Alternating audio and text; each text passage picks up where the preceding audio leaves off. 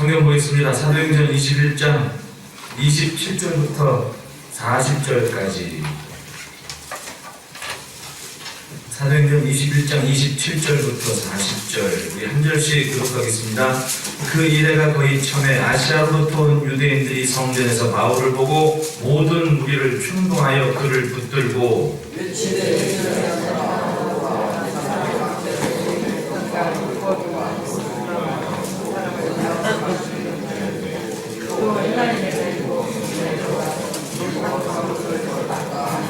이는 그들이 전에 에베소 사람 드로비모가 바울과 함께 시내에 있음을 보고 바울이 그를 성전에 데리고 들어간 줄로 생각함이로라.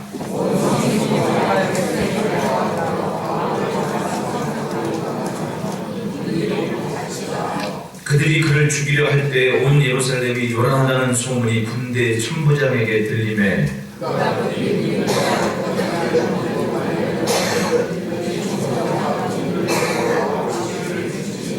이에 천부장이 가까이 가서 바울을 잡아 두세 사슬로 결박하라 명하고 그가 누구이며 그가 무슨 일을 하였느냐 물으니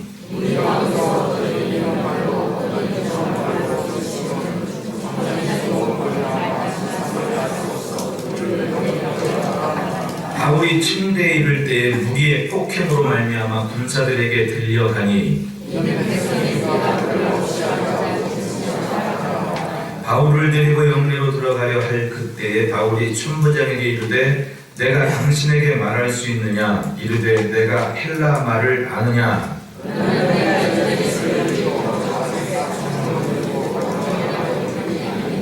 바울이 이르되 나는 유대인이라 소읍이 아닌 길리기아 다소시의 시민이니 청컨대 백성에게 말하기를 허락하라 하니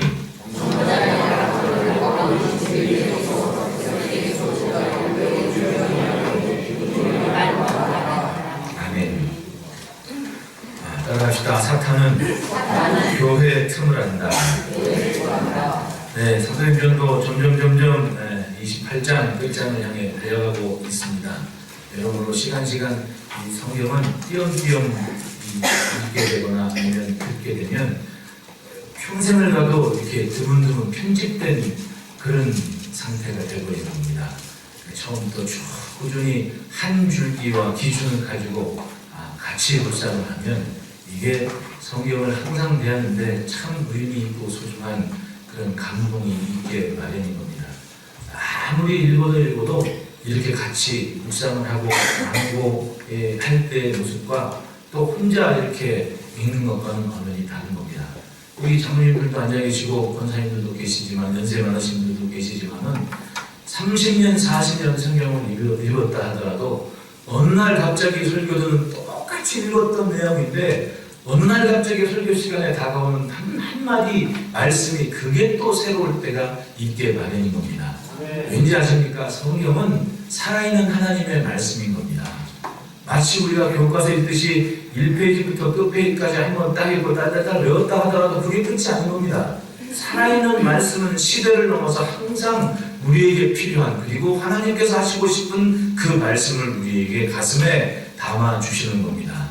여러분 항상 예배 때마다 그 하나님의 말씀을 품고 또 대하고 내 귀에 주의 말씀이 들리는 것을 감사하며 삽시다. 교회는 복음의 전초기지입니다. 마치 최전방 지피와도 같이 무슨 일이 언제 벌어질지 모르는 긴박한 긴장감이 있는 곳이 바로 교회입니다. 얼마 전에 우리 젊은이들이 그 지피에서 수색 나가다가 발목함 그 목함줄에 밟고 발목이 절단되고 그러지 않았습니까? 그게 바로 최전방에 있는 모습입니다. 우리는 전쟁이 끝난 나라가 아니라 전쟁이 휴전 상태에 있는 나라인 겁니다. 언제 무슨 일이 벌어질지 아무도 모르는 겁니다. 장담할 수 없는 겁니다. 분위기 좋은 거 갔다가도 어느 태면가 뭐 저쪽에서는 또 딴 말이 나고 뭐 화해 분위기 좀 상하다가 잠시 한번 잠수함 내려가 버리고 여지껏 살아온 게 그렇게 오지 않았습니까? 우리나라 역사에. 그러니까 6.25를 겪으신 어른들은 절대로 긴장 풀면 안 된다고 좋은 게 아니라고 항상 긴장하며 사시고 장로들도 다 그렇게 바라보고 있는데 그런 것을 경험하지 오지 못한 세대들이 좋은 것만 보고 자랐다고 해서 좋은 게 좋은 것이냐 휩쓸려고 하다가 이도저도 아닌 사상의 무덤으로 쳐들어가는 모습들이 얼마나 많습니까? 여러분 우리는 항상 긴장하며 살아야 되는 겁니다. 최전방에는 항상 실탄이 보급되지 않습니까? 네? 저도 제가 그 무기고에 실탄이 수만 발을 가지고 있는데 작은 것도 아닙니다. 이따만 막 네? 엄청 쌓이고 이렇게 쟁여놓고 있었습니다. 그러니까 야, 원종신을 이걸 나한테 맡겼지 이런 생각이 들 만큼 네? 참 눈앞에 막 별들이 왔다 갔다 거리는데 어떻게 이걸 나한테 맡겼지 이런 생각이 드는 겁니다. 야, 이거 정신적으로 문제 있는 애들이 이런 게 있어서 큰일 나겠구나 하는 생각이 누구나가 다 제 옆에 있는 고참들이나 뭐 다 군생할 때 그런 걸 느낀 겁니다. 참 군대가 희한한 곳이라고. 여러분 항상 실탄이 되어 있고 수만 발의 폭탄도 준비되고 있는 것이 군대입니다. 그게 정당입니다. 항상 몸에 휴대하고 있는 겁니다. 언제 무슨 일이 벌어질 줄 모르기 때문에 그런 거 아닙니까? 전쟁터라는 것은 바로 그겁니다. 교회는 영적인 전쟁터에 있습니다. 여러분 전쟁을 보십시오. 전쟁이 무슨 게임하듯이 1대0, 1대1 이런 게 아닌 거예요. 전쟁은 이기거나 아니면 죽는 게 전쟁인 거예요. 전쟁이 한번 지어야 되니까 죽는 거예요. 그냥 죽는 거. 우리가 무슨 애들 오락하듯이 야 이번에 너네가 이거 우리가 졌다 다시 하자 이런 게 아닙니다. 전쟁은 딱 터지면 이기는지 아니면 죽든지 둘 중에 하나인 겁니다. 지는 게 아니에요. 죽는 거예요. 그게 전쟁인 겁니다. 영재민년터가 마찬가지라는 겁니다. 이기는지 아니면 죽는 거예요. 내일이 어디 있습니까? 죽으면 끝나는 거 아닙니까? 그게 전쟁인데 넉넉고 살아야 합니다. 긴장을 안 하고 삽니다. 사탄이 어떻게 하는지 우리에게 무슨 틈이 있는지 생각 없이 살다 보니까 사는지 죽는지 모르는 지금까지 가는 겁니다. 지금도 마찬가지입니다. 전쟁은 일어나면 큰일 나는 겁니다. 네? 일어나면 큰일 나는 거예요. 이기든지 죽든지 끝나는 겁니다. 그게 전쟁입니다. 요즘 무기들 보십시오. 한반도에 항공모함 무슨 사드 매칭이 막 지도책 펴놓고 보십시오. 그만한 얼마나 조금에 근데 난리가 납니다. 지금 막 미국이건 뭐 중국이건 참 그 등살에 껴가지고 이거저거 못하고 눈치 보는 나라 입장이 참 한스럽고 야 더 기도해야 되겠구나 그런 생각뿐이 안 돼요. 전쟁 나면 끝장나는 겁니다. 여러분 6.25 이후에 이만큼 번영된 여러분 우리나라 잘 사는 거 박수만 치고 나는지 아십니까? 생각하는 나라도 얼마나 많습니까? 네? 여러분 한번 생각해 보십시오. 옛날에 저 클 때 카세트 이동용 소니 갖고 다니면 와 엄청 막 불하고 좋아했습니다. 그때 막 소니 차이가 뭐냐면 소니는 엄청 가벼웠습니다. 조그맣고 어쩜 그렇게 이쁘게 잘 만들었는지 그냥 그 소니를 못 사는 애들이 삼성 마이마이 카세트 들고 다녀가지고 허리에 차고 차는데 혁대가 툭 쳐져 이렇게 그런 거 쳐도 좋아하고 잘하고 막 그랬거든요. 근데 지금 소니는 무슨 소니입니까? 싹싹하지 않습니까? 전화기 무슨 다 삼성 뭐 애니콜 막 애니콜이 아니고 애니콜 옛날 거구나 갤럭시 이런 거 다 쓰고 다니지 않습니까? 배 안 아프겠어요? 옆 나라에서 쟤들은 뭐 따라오는 듯이 먼저 가고 있고 그리고 약이 오는 겁니다. 전쟁 한번 나오시죠. 주변 나라 엄청 돈 버는 겁니다. 물자 조달하지요. 뭐 공장 세워서 못 받죠. 전쟁 한번 나면 주변 나라 부자 되는 겁니다. 그렇게 상황이 났습니까? 우리도 솔직히. 그게 전쟁인 겁니다. 우리가 평화만 지킨다고 통일된다고 그런 거 다 바라는 나라만 있는 줄 아십니까? 절대로 그렇지 않아요. 전쟁 나면요 박살나는 겁니다. 향후로 우리 애들 50년, 60년 이렇게 보장된 미래가 없는 겁니다. 나면 안 되는 거예요. 전쟁은 사람 감정으로 이렇게 왔다 갔다 하는 일이 아닙니다. 전쟁터는 그렇기 때문에 긴장을 해야 되고 확실한 우위와 사상과 믿음과 모든 것의 우위를 전하고 있을 때 함부로 덤비지를 못하는 거예요. 넉넉고 있고 긴장 풀다가 어느 순간 죽는 겁니다. 죽는 거. 전쟁은 그런 겁니다. 이기고 지는 게 아니라 이기든지 아니면 죽는 게 전쟁인 거예요. 역사를 보십시오. 전쟁은 항상 그랬습니다. 이기든지 아니면 죽든지. 여러분 황산벌 전투 있지 않습니까? 계백장군이 전쟁터에 나갈 때 자기 부인을 죽이고 나갔습니다. 자기 식구를 다 죽이고 나갔습니다. 왠지 아십니까? 그 이전에 사비성에 막 이상한 조림이 막 있었고 백성들 민심 흉흉하고 의지하는데 모든 사람들이 막 그래도 그때 당시에 막 고구려하고 백제하고 막 이렇게 막 힘 합쳐가지고 신라를 좀 포위하고 막 이러고 했는데 어느 날 갑자기 신라가 당나라 번영을 합니다. 이 세계의 정세를 훑고 있던 계백 장군이 이 전쟁에서는 우리가 승산이 없는 것을 미리 아는 겁니다. 부랴부랴 황산벌레 전터에 나가는데 그때 주어진 병력이 5,000명입니다. 5,000명 데리고 5만의 신라군과 싸운 겁니다. 그래도 4번 신라군을 혼내줬습니다. 그래 어떻게 됐습니까? 갑자기 당나라에서 18만 대군을 이끌고 온 겁니다. 그 전쟁터에 나가는 아비, 남편, 가장의 마음은 이 전쟁은 어차피 지는 전쟁이다. 백제의 끝을 안 봅니다. 그러니까 부인한테, 가족한테, 자기 식구한테 그런 거 아닙니까? 남의 손에 잡혀 포로가 되어 귀찮게 하느니 그 꼴은 내가 못 보겠다. 그리고 가족들을 자기가 죽이고 전쟁터에 나옵니다. 계획장군은 장례를 안 겁니다. 이제 끝이구나. 그리고 자기 손으로 죽이고 간 거예요.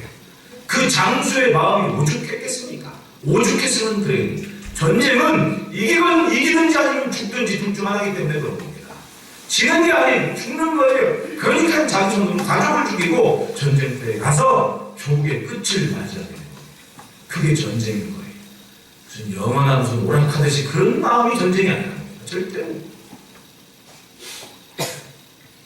우리나라의 역사를 보십시오. 전쟁에서 진 것이 끝이었습니까? 비참하게 죽는 모습이 얼마나 많은 피해를 흘렸습니까? 네? 재기 불가능인 줄 알고. 그러니까 6.25 때 왔던 참전용사들이 우리나라 딱 내리자마자 울잖아요. 울잖아요. 이런 나라가 어딨냐고. 이렇게 성장할 줄 몰랐다. 그때 당시에 허업을 판 나머지 나라가 어떻게 이렇게 잘 성장하니 고맙다고. 네? 영국에 있는 청년부리는 자기가 한국에 묻게 해달라고 그렇게 간청을 하지 않습니다. 자기 자식들한테. 그게 이 나라입니다. 아니면 다 죽었죠. 그게 바로 이 나라의 역사입니다. 이스라엘 갔을 때 그런 걸 느낍니다. 어른들도 다 보신 분들이 있겠지만 고등학생들이 방학 때 M16 들고 초소에서 근무를 쓴 겁니다. 초소에서. 세상에 고등학교 애들이 10대 애들이 M16 딱 군인 애들 한번 장전 딱 해가지고 초소에서 근무를 쓰고 있는 겁니다. 어느 때 쉬는 시간 밥 먹다가 맥도날드 하면 밥 만납니다. 거기서 총 들고 있는 거. 우리가 보면 섬찟하고 야 애들이 저 10대 애들이 총 들고 이렇게 근무를 쓰네 그러죠. 네? 근무 시간 끝나면 전화합니다. 엄마가 몇 분 있다가 근무 끝나고 집으로 가니까 뭐 파스타 해줘 뭐 전화를 부른다 자기들끼리. 이게 옆에 그 기업부 검문소에 내려다 이렇게 전화 드는 거 보면은 그렇게 얘기 고등학교 애들입니다. 방학 때까지는 의무적으로 초소에 나가서 근무를 쓰는 겁니다. 어떤 애들은 초소에 또 어떤 애들은 그 유적지 그 애들 있지 않습니까? 그런 유적지 가서 보초 쓰는 거에 다 걔네들이 고등학교 때 방학 숙제하듯이 거기 나와서 근무를 쓰고 있는 겁니다. 총기 사고가 한 번도 안 납니다. 왠지 아십니까? 자기 조국의 현실이 어떤지를 아니까 긴장감을 가지고 자기들로 사는 겁니다. 애들 농구하고 막 이러고 막 그 한참 그럴 나이 아닙니까? 그래도 총을 항상 유지하고 있는 겁니다. 군복 다 입고 다니고. 대학생들도 마찬가지입니다. 군 공무원소도 공무원이 있습니다. 얼마나 웃기냐 하십니까? 야파거리라는 그 우리나라 좀 명동 같은 데 나가보면요. 군복을 입은 건지 힙합 바지를 입은 건지 모르고 군복인데 힙합 바지처럼 엉덩이 반 걸치고 이렇게 군복을 입고 총 끼고 지들끼리 맥주 마시고 차 마시고 그러고 있어요. 그런데도 총기 사고는 한 번도 안 납니다. 이 총을 언제 어떻게 써야 될지 알기 때문에 아닙니까? 긴장함이 있으니까 보기에는 쟤는 뭐냐 이런 마음 들지만은 그 친구들은 정말 뜨겁게 긴장하면서 조국의 현실에서 우리는 이기는지 아니면 죽는다라는 마음을 가지고 전쟁하는 거예요. 옆에서 괜히 걔네들 보고 쟤네들은 왜 그렇게 팔레스타인 못 살겠냐 그렇게 말할 게 아닙니다. 내 가족이 폭탄 들어주고 가지고 터지는 때문에 죽었으면 그걸 어떻게 있습니까? 그런데 자기는 안 옵니다. 문제 있을 때 우리가 확실하게 우위를 점하든지 아니면 우리는 죽는 거다. 이런 생각을 가지고 하는 겁니다. 그러니까 미사일 한번 날아오면 가서 10발을 갚아주는 겁니다. 왜? 아랍계 그 몸 전체에 비해서 이스라엘 얼마나 작아요. 그러니까 여기서 만약에 치든지 기에 눌리면은 우리는 완전 끝장나는 긴박감을 그 사람들은 갖고 있기 때문에 미사일 한 방 날아오면 10발을 쏴주는 겁니다. 우위를 점하는 싸움을 싸우고 싶은 겁니다. 몸부림치는 거예요. 옆에서 보면 그거를 옆에서 괜히 그 사람의 역사 이야기를 모르면서 함부로 이야기할 걸 절대로 안 합니다. 여러분. 그러니까 신문에서 뭐라고 얘기하건 TV에서 뭐라고 기자들이 떠들건 그 사람들의 역사를 가슴으로 느끼지 못했으면 함부로 여러분 편들 것도 아니고 말할 것도 아닙니다. 그 사람들 입장에서는 죽든지 아니면 이기든지 하나예요. 생각이 좀 과격한 사람들이 그래서 가끔 나와가지고 정치적으로 문제가 되지만은 그렇게 과격한 것은 그들 나라에서도 규제를 하고 심판을 하지 않습니까? 나름대로 자기들이 그렇게 긴박감과 긴장감 속에 살기 때문에 그런 겁니다. 그런데 우리 보십시오. 분명히 그런 일이 비일비재하게 일어나고 있는데도 마치 전쟁이 끝난 것이면 그렇게 살고 있지 않습니까? 그래도 지금 20대 애들이 자랄 때 막 하나님이 뭐니 이렇게 생기니까 이제 20대 애들이 막 서로 군대 가겠다고 막 그렇게 하는 게 참 그런 거 보면 보기 좋아요. 그런 거 보기 좋습니다. 그래도 조국을 생각하는 그런 애국심이 어딘가에 숨어 있었구나, 잘하고 있구나라는 것을 느끼게 되는 겁니다. 여러분, 우리들의 영적인 생활도 마찬가지입니다. 사도 바울께서 말씀하지 않습니까? 영적인 전쟁터에 우리는 서 있다. 내 영이 살든지 아니면 죽든지 겁니다. 한 번 이기고 끝나는 게 아닙니다. 살든지 아니면 죽든지. 그게 전쟁터에 선 영적인 군사의 삶인 겁니다. 교회 안에서 내 모습이 내 신앙의 정동, 예배하는 내 모습이 믿음 품고 말씀 품고 내가 살아가는 삶의 현장에서 있는 그 내 모습이 바로 내 영성의 정도인 거예요. 사탄은 교문형의 틈을 안 겁니다. 말씀하신 사탄은 틈을 보는 것이지 길이 필요한 것도 아니고 대문이 필요한 것도 아닙니다. 조금만 틈이 있으면 그냥 사탄은 그걸 매로 삼아 고속도로 삼아 들어올 수 있는 게 사탄인 겁니다. 그러니까 틈 준 순간 그냥 죽는 것과 똑같은 거예요. 오늘날 우리는 그런 전쟁터에 살고 있는 것을 알아야 됩니다. 사도 바울의 행진을 보십시오. 눈으로 보이지 않습니까? 그 행진이 얼마나 힘들고 어려운 일이었습니까? 내일을 모르는 겁니다. 장래가 보장된 길이 아닌 겁니다. 오히려 죽음이 보장된 길인데도 멈추지 않고 감당했습니다. 왜 그렇습니까? 그 중심에, 마음에, 가슴에 주님을 품고 주님의 교회를 품었기 때문에 멈추지 않고 항상 복음을 위해서 한 걸음 한 걸음 전진한 겁니다. 열정이 분명하니까 사탄이 그 어떤 방해를 해도 불하지 않고 당당하게 그 믿음의 길을 감당을 했습니다. 오히려 자기를 따르는 제자들과 믿는 그리스도인들 무리들에게 우리가 예수를 믿으려면 환난을 각오하고 믿어야 된다고 단호하게 말씀을 증거했습니다. 감당할 수 없는 일 앞에서도 감당할 수 있는 능력을 구하는 게 진짜 믿음인 거예요. 안 그렇습니까? 예수님을 보십시오. 아버지의 뜻대로 하옵소서. 솔직히 감당하기 힘든 일이고 괴로운 일이었습니다. 그러나 아버지 뜻대로 하옵소서라면서 하나님의 은혜를 구하지 않습니까? 주님이 자신을 감당할 수 있을 만한 그 능력을 주십사 기도하지 않습니까? 오늘 그 같은 모습에서 우리의 신앙을 점검해야만 됩니다. 따라합시다. 사탄은 틈을 본다. 27절부터 29절까지 그 이래가 거의 참에 아시아에 온 유대인들이 성전에서 바울을 보고 모든 무리를 충동하여 그를 붙들고 외치되 이스라엘 사람들아 더구나 이 사람은 각 처에서 우리 백성과 율법과 이곳을 비방하여 모든 사람을 가르치는 그자인데 또 헬라인을 데리고 성전에 들어가서 이 거룩한 곳을 더럽혔다. 이는 그들이 전에 에베소 사람 드로비모가 바울과 함께 시내에 있음을 보고 바울이 그를 성전에 데리고 들어간 줄로 생각함이라. 그러니까 에베소 지역에 있는 믿는 제자 중 한 사람이 예루살렘에 사도 바울과 같이 올라왔다는 거예요. 그러니까 사도 바울께서 혼자 여행을 하는 것이 아니라 돕는 무리들이 주변에 많았습니다. 그들과 함께 여행을 한 거예요. 쭉 계속해서 누가 할지 어떤 사람 뭘 듣고 또 소식을 전달할 사람도 있고 그 중에 드로비모라는 이방인 그 사람이 있었는데 아시아에서 온 유대인들이 그 사람을 보고 타켓을 삼은 겁니다. 이제 바울을 잡을 만한, 선동할 만한 충분한 근거가 있다. 이 바울이 이방인 데리고 성전에 들어왔다면 성전을 모욕한 거 아니냐, 이렇게 생각하면서 사도 바울을 성전에서 붙잡은 겁니다. 그리고 무기를 충동질합니다. 여러분, 사탄이 사용하는 교회를 혼란스럽게 하는 그 가장 중요한 비책임, 그건 충동질입니다. 거짓말입니다. 정면에 나서기보다 이 사람 저 사람 충동하면서 조정을 하는 겁니다. 거짓말이라는 그렇지 않습니까? 없는 얘기인데 많은 걸 하는 겁니다. 그리고 그 말에 혹하는 사람들을 충동질하는 겁니다.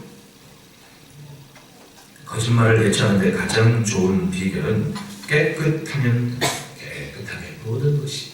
그러니까 무슨 말이든지 불확실한 거에 선동되면 안 되는 겁니다. 뭐든지 확실한 게 좋은 거예요. 무슨 관계라는 게 그렇지 않습니까? 솔직히 우리 뭐 몇십 년 같이 신앙생활하고 같이 만난 우리가 숨길 게 뭐 있고 아닐 게 뭐가 있습니까?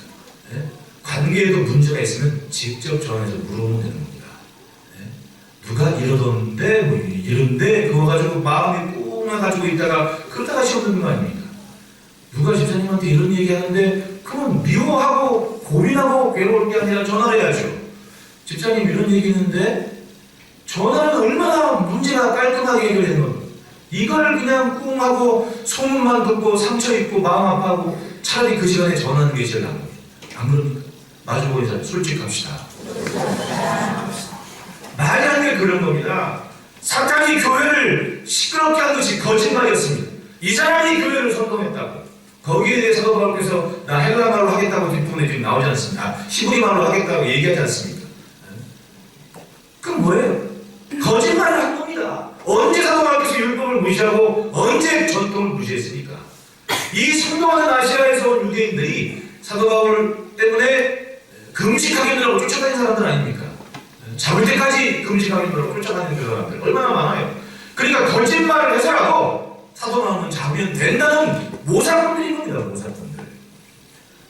교회가 가장 시끄러울 때 늘 말씀드리듯이 최근에 그냥 유명했던 한지 유명했는지 모르지만 엄청난 사람들 아니냐니까. 교회를 막 통째로 아주 그냥 시끄럽게 만든 사람들, 전도 받아가지고 와가지고 이런 척하면 다녔다가 한 1년 지나고 2년 지나고 6년까지 걸리겠구나. 정체를 드러나기까지.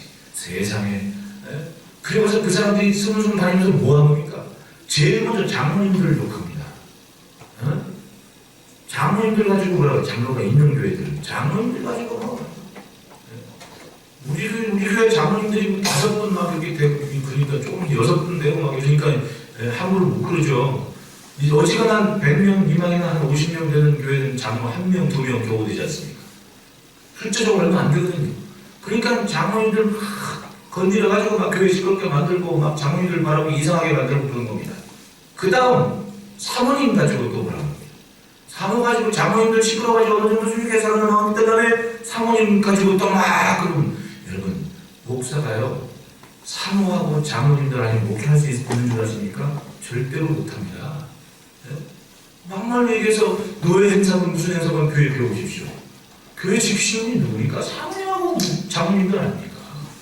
그런데 옆에서 그렇게 돌아오는 겁니다. 장모님 한참 거짓말하고 욕해가지고 장모님들한테 막 사람들이 신뢰 못 받게 만들어버리고 사고가지고 막 구박해가지고 권사님들이 또 여섯 성도들끼리 또 사모님 가지고 또 들쑥날쑥하게 만들어버리고 그 다음 목사는 헛기는 겁니다.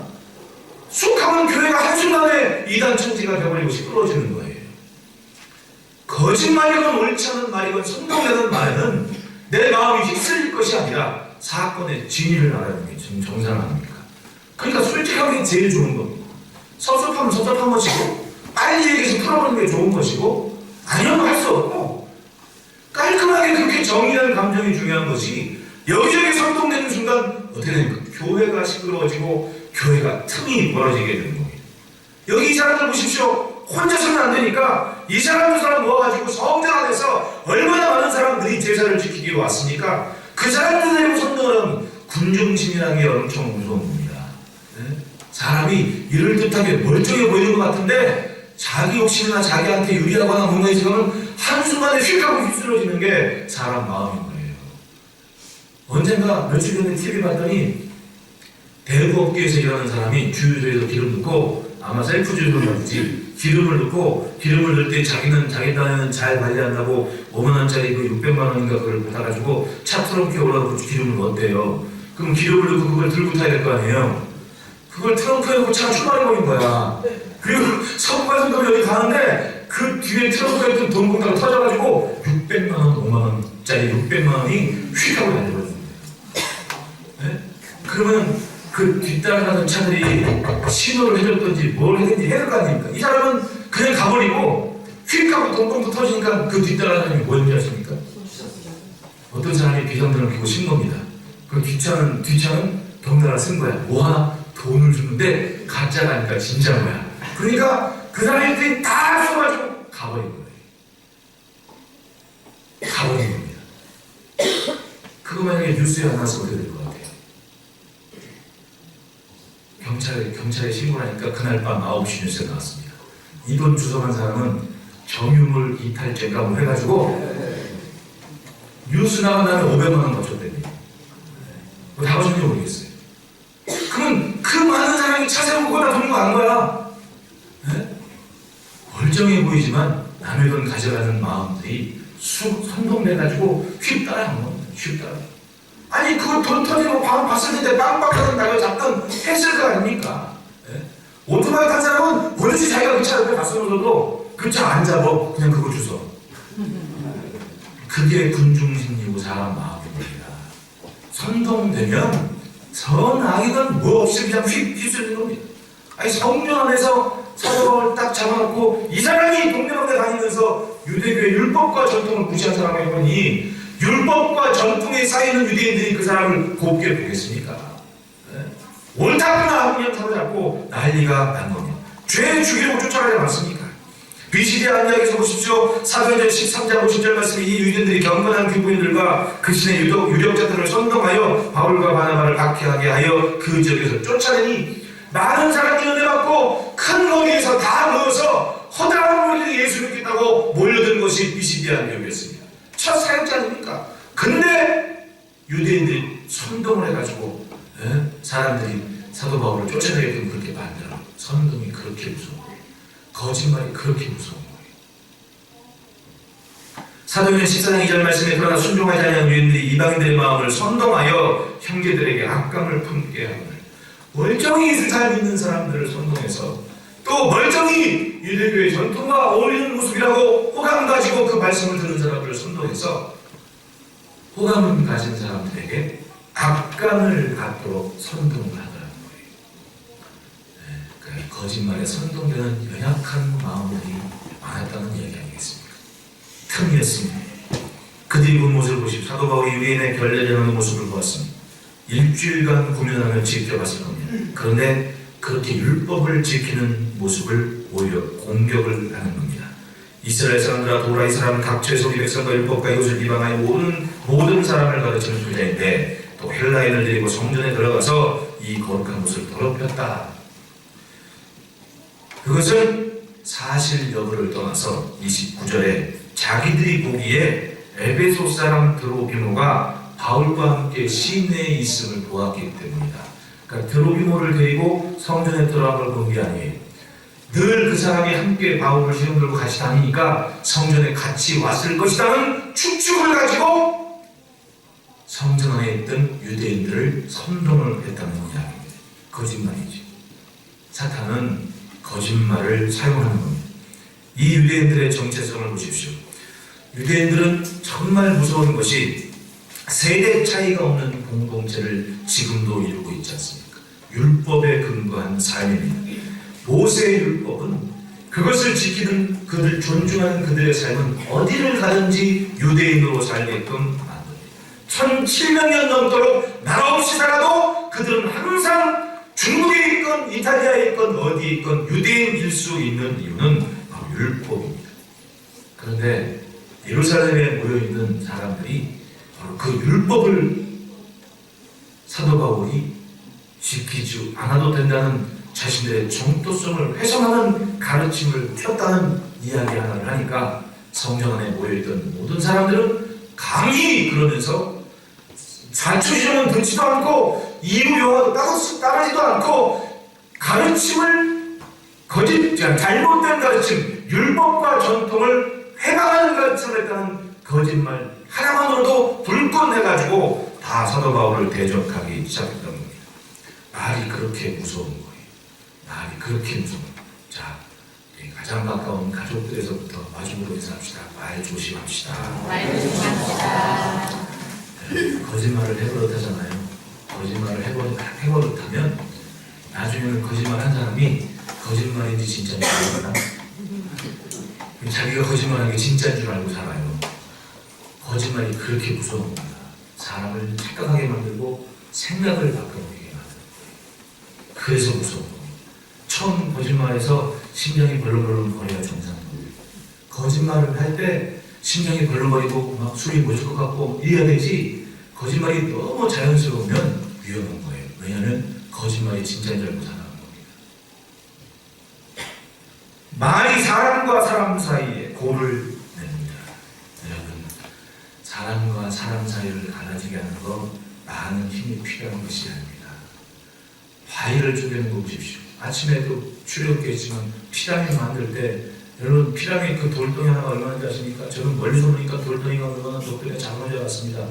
어떤 분은요 돌덩이 하나가 우리 예배당 반만합니다. 우리 예배당 반만한 돌덩이 하나를 쌓아가지고 그 큰 피라미드를 만든 건 미스테리하지 않습니까? 근데 여러분 그 돌덩이를 기가 막히게 정사각형으로 딱 쪼개지 않습니까? 어떻게 쪼개는지 아십니까? 네? 나무하고 물만 있으면 쪼개요. 나무하고. 네? 처음에는 그 큰 바위산 같은 데다가 구멍을 도끼를 하든 정지를 하든 나무가 꾹꾹꾹꾹 구멍을 좀 내지 않습니까? 그럼 거기다가 말뚝 있지 않습니까? 말뚝을 계속 쳐가지고 박아놓는 겁니다.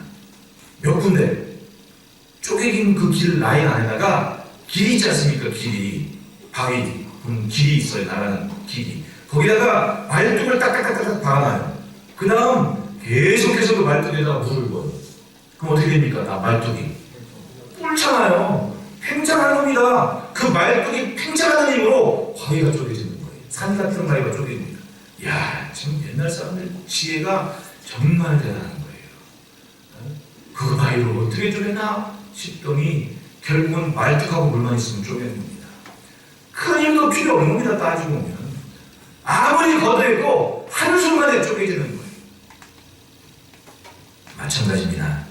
사람과 사람 사이에 고리내는 것은 그렇게 큰 힘이 들지 않는 겁니다. 말이 사람을 갈라서게 하는 겁니다. 그러니까 여러분 선동되지 않고 거짓말에 휩쓸리지 않으면 어떻게 됩니까? 따라합시다. 궁금하면 물어보자. 네, 궁금하면 직접 물어보면 되는 거예요. 네, 누가 그랬대? 이렇게 하는 절대로 아닙니다. 여러분 궁금하면 서로서로 이야기하고 서로서로 대화하고 가장 중요한 이 교회 성전의 아름다운 주님의 몸을 지켜가는 데에는 거짓말에 성공되지 말고 항상 선한 결실을 사모하는 중심을 지키시기를 축복합니다. 둘째로는 합시다. 세상의 질서를 무시하지 말자. 사도 바울께서 일하는데 큰 도움 받은 것이 바로 세상의 질서였습니다. 온 성이 소동하여 백성이 달려와서 바울을 잡아 성전 밖으로 끌고 나가니 문들이 곧 닫히더라. 그들이 그를 죽이려 할 때에 죽을 뻔했습니다. 근데 누가 달려왔습니까? 성이 소련하니까 소요가 난 줄 알고 천부장이 군대를 내리고, 천부장이면 그 밑에 수하가 1000명에서 2000명 넘게 주둔하고 있다는 거 아닙니까? 그러니까 천부장이 그거 알고 큰 밀란이 난, 소요가 난 줄 알고 군사를 내리고 쫓아 출동을 한 겁니다. 급히 군인들과 백부장들을 거느리고 달려 내려가니 그들이 천부장과 군인들을 보고 바울 치기를 그칩니다. 이야, 수많은 군중들이 한 대씩만 때려도 얼마나 겁안 죽을 지경 됐을 겁니다.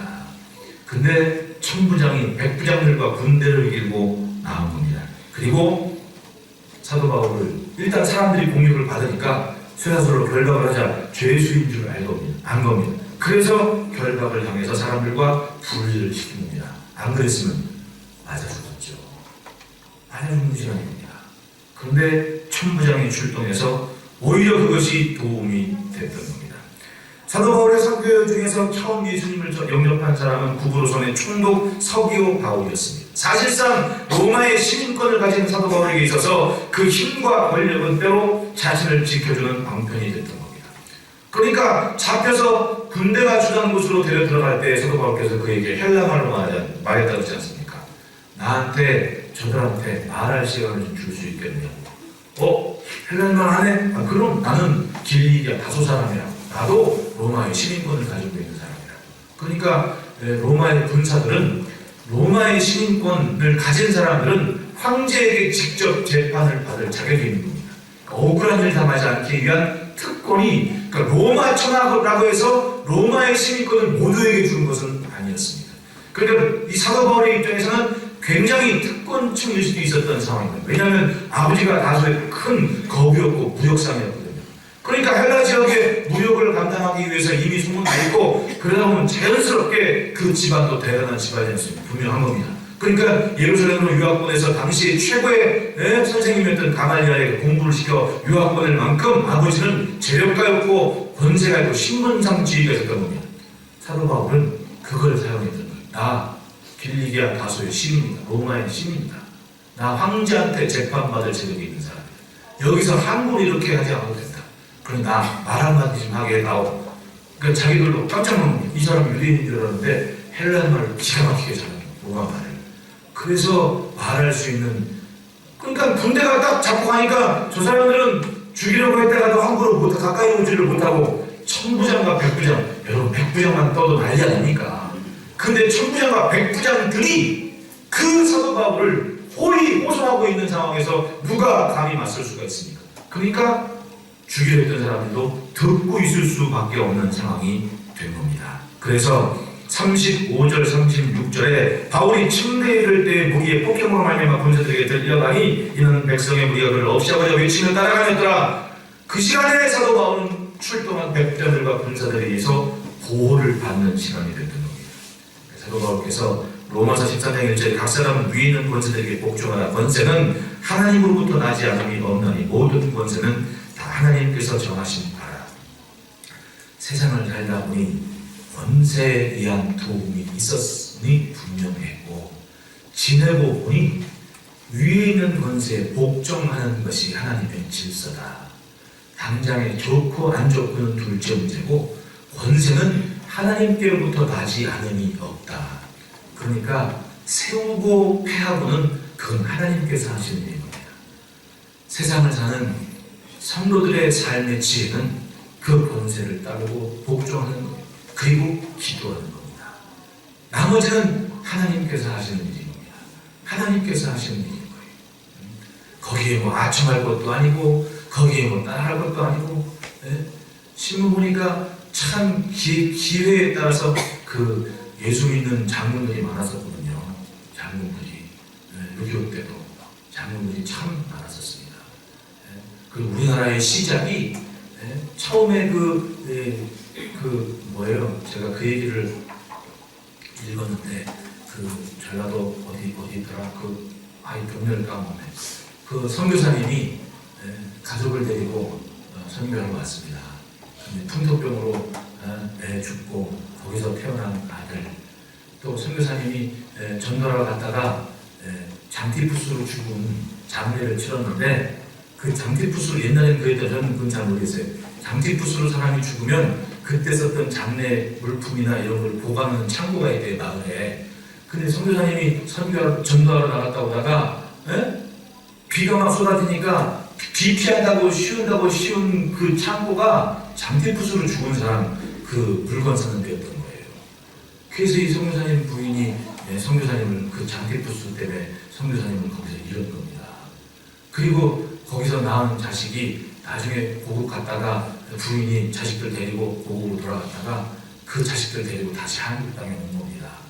그리고 거기서 열심히 또 선교를 하면서 이승만 정부, 그러니까 우리나라 초대 정부를 만날 때 그 초대 정부를 막 만들어가는데 그분 아들이 그렇게 한국말도 잘하고 미국말도 잘하고 막 그러니까 영어도 잘하고 막 그러니까 그래도 당시에는 한국에서 그 하지 장군이 이 처음 이제 군벌 이걸 할 때 군사 통치를 할 때 그 선교사님 아들 데리고 여기서 오래 살았으니까 좀 한국 안에서 좀 유능한 일을 할 만한 사람 좀 추천을 하도록 해라. 그러면은 정부가 이제 이양이 돼가지고 초대 정부를 만들고 임시 정부가 조성이 된다. 막 그러면서 얘기하니까 그 선교사님 아들이 자기 엄마한테 엄마 여기서 오래 생활하셨으니까 추천할 수 있는 사람, 엄마 제자들이나 관련된 사람들 소개해 주십시오.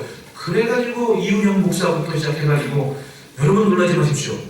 그때 그 정부를 조성할 때 50명 인재를 추천받은 중에서 그 대부분의 사람이 이 엄마가 선교사님 부인이 추천한 분들이 50명이고 그 중에 48명이 신실하게 예수 잘 믿는 사람이었던 겁니다.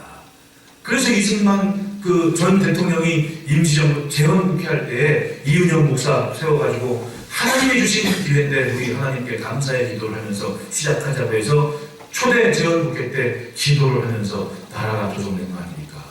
참 신기한 우리나라는요 정말 생각보다 신기한 나라입니다. 하나님의 은혜가 그렇게 곳곳에 자리하고 장티푸스로 남편 이런 그 부인이 그 제자와 인맥들을 다 나라가 조성되는 그곳에 헌신할 수 있게끔 이끌어준다는 게 참 기가 막힌 일입니다. 이걸 세상 사람들은 잘 몰라요. 교회마저도 잘 얘기해 주지를 않지 않습니까?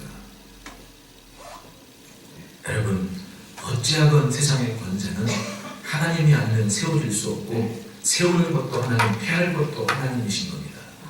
그렇게 예수 잘 믿고 내려왔으니까 6.25 때도 장성들을 위해서 예수 믿는 사람이 그렇게 많지 않습니까? 옛날에 전두환 씨가 정권 잡아가지고 은퇴한 장성들 다 불러가지고 잔치를 했다며, 식사를 했다고 그럴 때 1시간 동안 밥을 먹는데 거기에 뭐 김성은 장군이니 뭐 백선엽 장군이니 그 사람한테 뭐 좋아하거나 뭐 칭찬하거나 잘다 이런 방법 안 하고 아무런 말 없이 그냥 밥만 먹고 그냥 인사만 받고 갔답니다. 인사도 제대로 받은 것도 아니고, 여러분 생각해 보십시오. 내가 육사 교장이었을 때 육사로 처음 들어온 신입생인 겁니다. 근데 자기가 군사 정권 딱 차지해서 자기가 했다고 목에 힘주고 와서 앉아있는 겁니다. 밥을 먹겠습니까 그거? 그러니까 한 말 안 하고 나옵니다.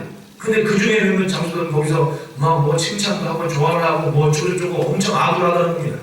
그러니까 결과는 딱 보니까 그 아무런 말 없이 밥만 먹고 간 자기 두 사람은 그 뒤로 모든 일에서 다 배제가 되더라는 겁니다. 근데 거기서 말 한마디 칭찬해주는 사람은 여기저기 무슨 대표니 뭐니 하면 다 나오더라는 거 아닙니까? 여러분, 신앙이 있으면 정권이건 뭐건 그거 인력으로 어떻게 줄 좀 대보려고 그럴 것도 아닙니다. 솔직히 질서에 복종하는 건 맞아요. 그런데 옳지 않은 일에 동참하면 절대로 안 되는 겁니다. 다만 우리는 믿음의 부분만 지키면 되는 겁니다.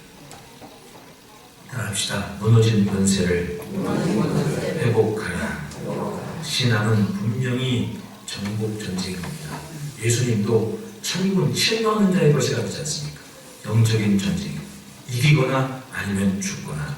그러니까 내 신앙생활을 흐물흐물하게 하면 안 됩니다. 물에 물 탄 듯 술에 술 탄 듯이 아니라 항상 전체가 분명해야 됩니다. 찬물이든지 아니면 뜨거운 물이든지 정체성이 분명한 게 그게 신앙인 겁니다. 세상 안에 살면서 여러분 믿음을 잘 지켜서 항상 지혜롭게, 뱀처럼 지혜롭고 비둘기처럼 순결한 것이 예수님 말씀하시는 신앙생활 아닙니까? 우리도 그렇게 세상의 모든 것을 아름답게 활용하며 지킬 것을 지켜가며 믿음의 본분을 다하는 그런 삶이 됩시다. 자녀를 위해 기도할 때도 항상 그래서 우리가 기도하지 않습니까? 신명기의 말씀처럼 머리가 벨점점 꼬리가 되지 말게 하시며 기도하는 이가 바로 그겁니다. 세상에 질서가 있어야만 되는 겁니다. 그리고 때로는 그 질서가 위익이 될 수도 있는 겁니다. 우리가 할 것은 믿음의 본분을 그 자리를 지키는 겁니다. 그리고 셋째로 따라합시다. 알아듣게 전하자. 말할 것을 항상 준비해야만 됩니다. 자, 37절부터 40절까지 천천히 한번 읽어보겠습니다. 시작. 바울을 데리고 영내로 들어가려 할 그때에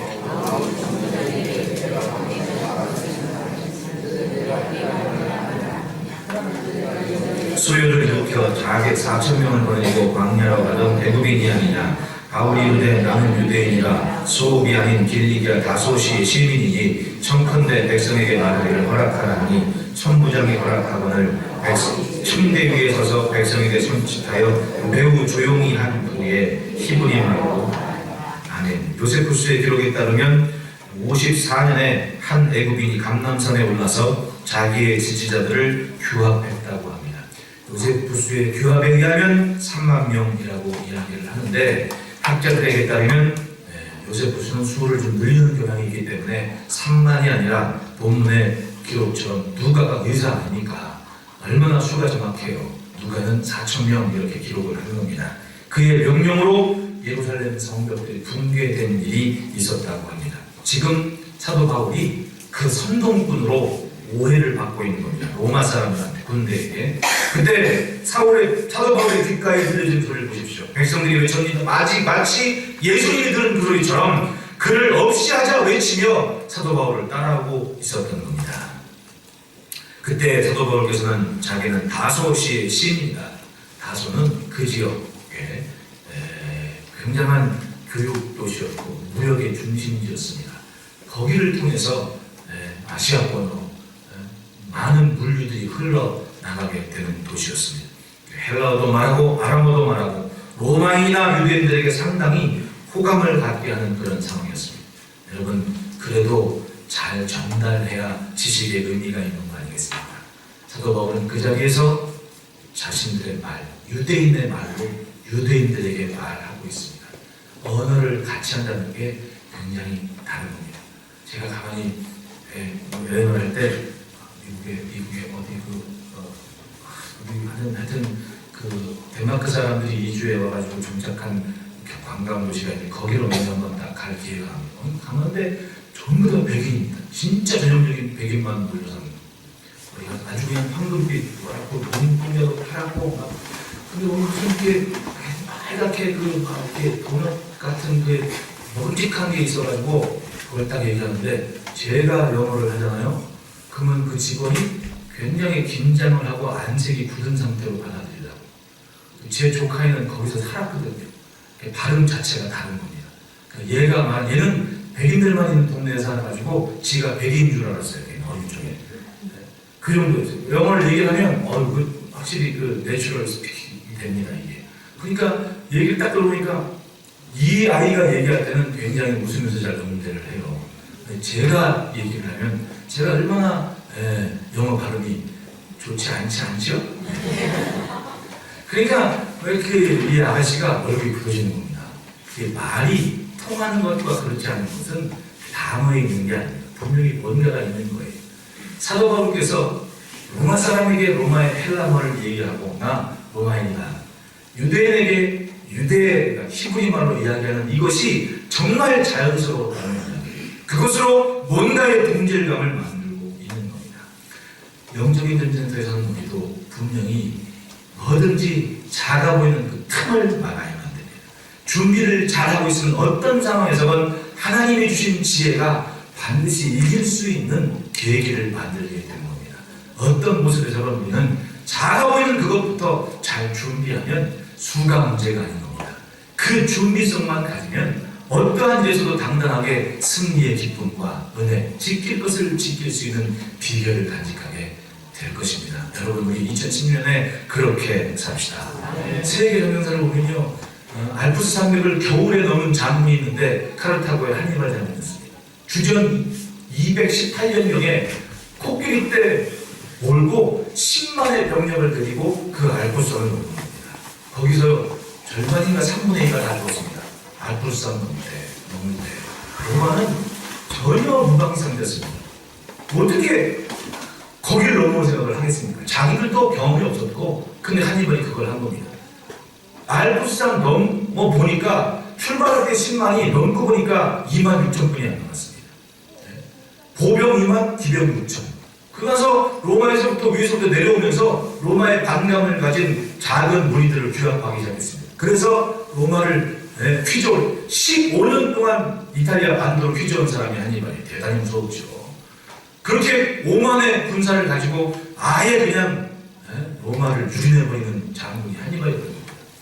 결정적으로 로마를 공포에 떨게 않게 칸나의 전투라는 전투가 있는데 그때 한니발 장군이 병력이 5만이었습니다. 로마가 부랴부랴 병력을 모아가지고 8만을 보내는데 1만은 수경지를 지키기 위해서 7만의 병력으로 맞서게 한 겁니다. 그때 한니발이 기가 막힌 전술을 썼습니다. 수로 볼 때 자기들이 질 건 뻔한 일이거든요. 왜? 거기가 3만이 더 많으니까. 그러니까 한니발이 양쪽에 튼튼한 발빠른 기병을 세웠습니다. 기병. 전에 알렉산더가 그런 전술을 잘 짰습니다. 기병을 딱 세워놓고 그 다음에 가운데는 중장보병이나 그런 보병들을 딱 집중하되 잘 버틸 수 있는 무기를 가지고 세운 겁니다. 그리고 얇게 세운 거예요. 얇게. 잘 뚫릴 수 있게끔. 그러니까 적군으로 하여금 틈을 보여준 겁니다. 얇게. 그리고 얘기합니다. 하여튼 기병이 달려갈 때까지 버티기만 하면 되는 거라. 그러니까 가운데 선 병력은 일부러 틈이 돼주는 겁니다. 싸우고 시작했는데 로마는 교과서적인 전술을 가지고 제일 중앙에 제일 튼튼한 부분을 들고 쳐들어오는 겁니다. 아니 딱 부딪혀봤는데 전쟁은 그들이랑 바로 마주보고 하는 거예요. 딱 부딪혀봤는데 이 밀리거든요. 앞이. 굉장히 신나게 밀고 들어오는 겁니다. 신나게 밀고 들어오니까 나중에 옆에 보니까 어떻게 된 겁니까? 한니발 장군의 기병대가 열심히 말을 모아서 그 6만, 7만 되는 병력을 포위를 해버린 겁니다. 그 다음부터는 이긴 전쟁입니다. 그 땅에서 6만 명이 죽었어요. 로마 군사가 하루아침에 하루에 6만 명이 죽은 겁니다.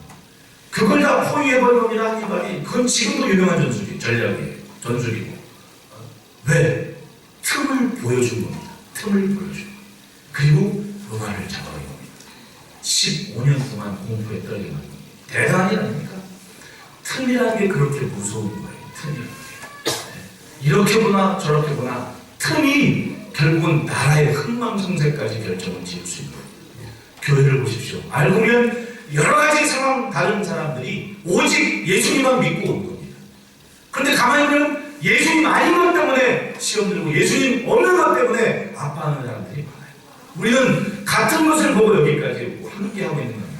마주보고 인사합시다. 오직 예수. 우리의 강점은 예수님은 예수님을 향한 신앙이고 우리 교회의 강점은 바로 그렇게 주님을 향한 예배가 튼튼하고 아름답게 지켜지고 있는 교회입니다. 오늘 낮에 우리 장혜석 권사님이 나는 누가 왔길래 그런가 보다 하고 그냥 하도 좀 흉흉하고 그래가지고 사람 처음 온 거 제가 반기지 않지 않습니까? 제가 성격이 내성적이고 낯가림이 심해가지고 새로운 사람 우리 장로님 권사님들이 이렇게 하지 제가 근데 이 양반들이 갑자기 저 신장로님이 저를 자꾸 난리가 났습니다. 등록한다는데 어디 가셨냐고 그래가지고 이 사람들이 왜 등록을 했나 이렇게 저렇게 얘기하니까 우리 교회 예배가 좋답니다 여러분. 그렇습니까? 우리는 우리의 강점과 장점을 잘 지켜가면 되는 겁니다. 그리고 오직 예수 중심으로 그렇게 함께하면 수가 문제가 아닌 거예요. 우리의 진실한 믿음이 하나님께서 주시는 아름다운 복을 담는 그릇이 될 줄로 믿습니다. 한 해 한 해 지날 때마다 또 새해를 시작할 때마다 많은 다짐이 있습니다. 우리는 예수 중심으로 영적인 전쟁에서부터 이기지 않으면 죽는다는 각오를 가지고 믿음과 신앙의 정도를 지켜가면 하나님께서 이 땅을 위해 역사하실 아름다운 일에 반드시 우리와 우리의 자녀의 삶, 우리 교회를 사용하실 줄 믿습니다. 다 같이 주여 한 번으로 기도할 때 우리 교회, 우리의 삶이 하나님의 손에 붙잡힌 능력 있는 모습으로 승리케 하옵소서. 우리 주여 한 번으로 다 같이 기도하겠습니다. 주여!